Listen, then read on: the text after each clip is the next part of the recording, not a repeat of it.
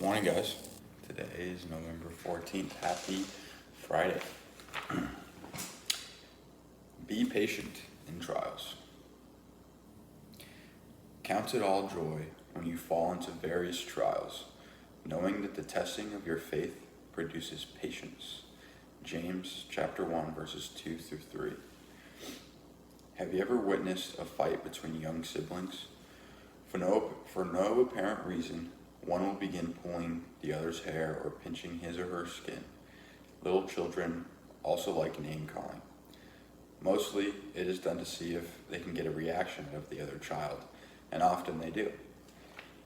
It takes great restraint for the child not to start a fist fight or a screaming match. Sad to say, it's not just children who pick on each other. Grown adults often do the same thing.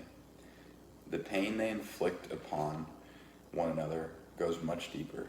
They seem to throw daggers instead of spit wads. Do you know what it is like to be mistreated? Has a coworker ever spread lies about you? Have you ever been the target of unjust insults or ridicule? Perhaps someone else got the promotion you clearly deserved. How does God want us to respond when we are treated unjustly? He wants us to respond with patience. Being patient means not retaliating. It means holding your spirit in check. The next time you are mistreated, look at it as an opportunity to grow in patience. Patience is the ability to idle your motor when you feel like stripping your gears. Barbara Johnson. Patience is quite the thing to learn, I feel like, we'll start off, it's one of the fruits of the Spirit, I believe it's the first one. It's what is described as love, and it is one of the fruits of the Spirit. And I think it's interesting, not to say that it's more important than the rest of the fruits or the rest of the characteristics of what love is, but it is something to be noted that is the first one said. And with patience, you do a lot of things out of patience, and when you do them out of patience, you do them out of love, you do them out of kindness, fairness, and it's super, super important, I believe, to be patient with the people around you in your everyday life, especially the unbelievers, like the devotional said today, with the people at work.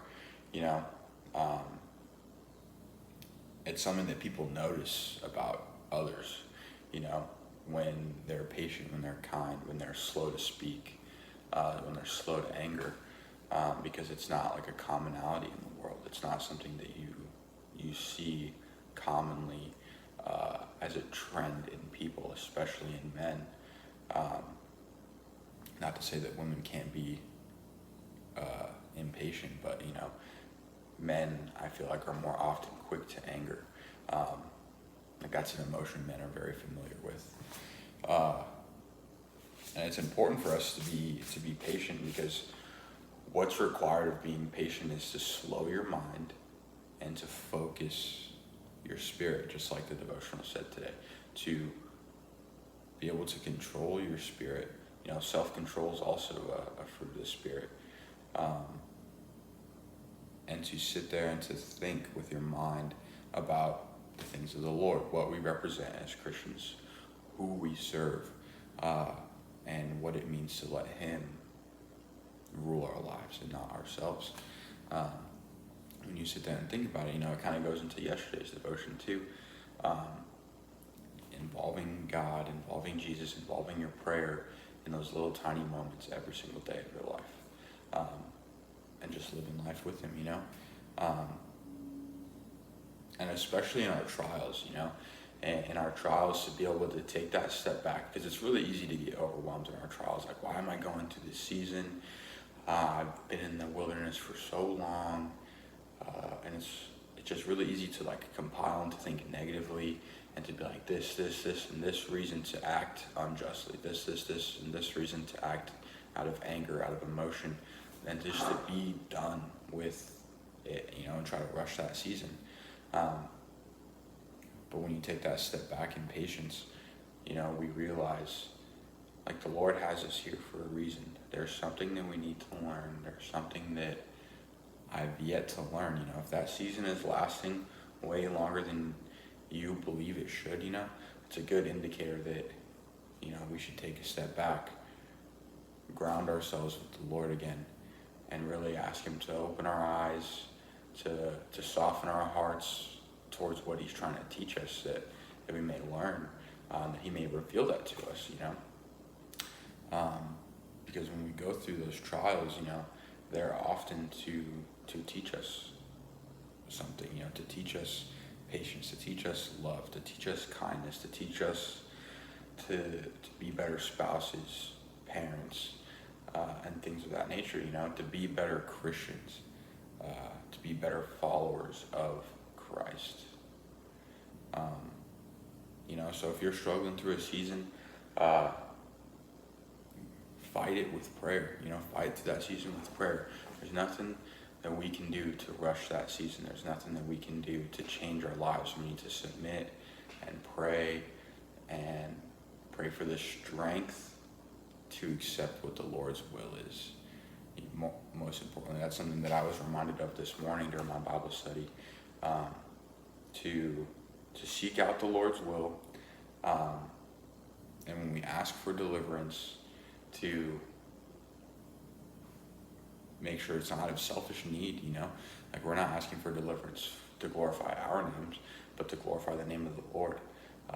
As I was reading in 2 Kings today about King Hezekiah, and when he was being threatened by the Assyrians, he went and prayed to the Lord, and he prayed for deliverance and for protection for Judah.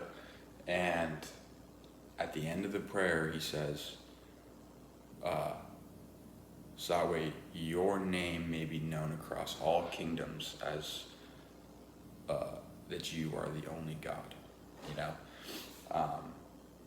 and so one, to glorify His name through that deliverance, but that His will be done, not ours. We may want this thing, we may want to be delivered from our season, we may want X, Y, and Z blessings, but if it's not your time, Lord, give me the patience and the strength to hold on, because I know that your will is being done and not mine. And that's the most important thing, is that His will is being done, and that we submit to that, and that we learn from that being done, because there is something, He knows what's good for us, and there's something He's trying to tell us and trying to teach us.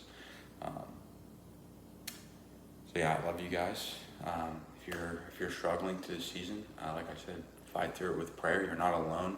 Please reach out to me or to anybody on the Discord, so that we can pray for you, and that you have a family here in Christ. That we can all fight these battles together. We don't have to fight them alone. Prayer is powerful. So, all right, I love you guys, and I'll see you guys next time. God bless you.